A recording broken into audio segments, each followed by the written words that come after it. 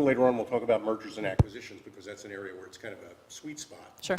But I want to start by talking about an event that you were inspired to present. It's going to be January 17th, 2019. Mm-hmm.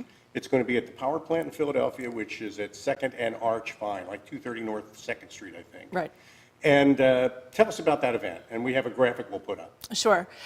So the event is a networking opportunity that really is grounded in a human performance. There will be 4 vignettes, and later on we'll talk a little bit more about what that looks and feels like. Mm-hmm. But grounded in human performance to help really explicate the idea around human beings in work settings. And so there will be kind of 4 short pieces that share circumstances that are pretty typical inside of an organization, particularly an organization going through transition, and we will help to demonstrate in a very unique kind of way the value that can be created or destroyed potentially by the way people are treated as you go through this, as a way to enlarge a conversation about human capital and value building in organizations. How did you develop this format like that? It sounds very interesting.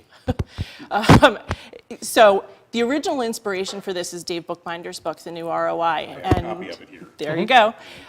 We had been in conversation with Dave about the prospect of potentially doing a follow-on book, and how might that look, and who might be included in this, that, and the other thing. Mm-hmm. And I happened to be at a networking event where individuals were going around the room introducing themselves and sharing the ideas that they were inspired to produce. Many of them were books. Mm-hmm. And as I was listening to this, I kept thinking, who's reading all of these books?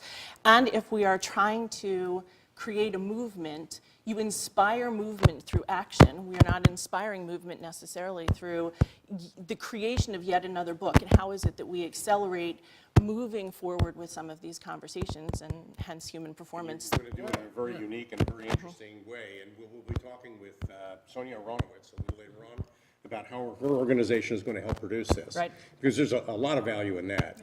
Yeah. This event, January 17th, 2019, $125, is that right? Yeah, $125. Okay, and you're hoping for maybe 100 people to attend? About 100 people. Mm-hmm. All right. I also want to make the point that there are sponsorship opportunities for this event as well. Your plan is to get executive level employees of small, medium, and large companies to attend this event to learn more about the value of human capital. Mm-hmm. I could only begin to paraphrase Dave Bookbinder. Right. Getting the human capital part right is his tagline. Right. If you don't manage the people properly, then you're missing an opportunity for value in your business. Right. And yes.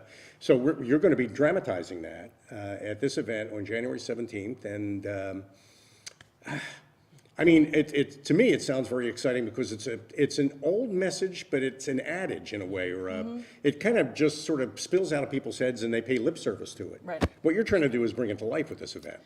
Yeah, and I think what we're trying to do predominantly is to energize and enliven a conversation around what I perceive to be an incomplete calculus around how human capital is factored into the financial equation of organizations. Mm-hmm. And this is the moment where I stand on my soapbox.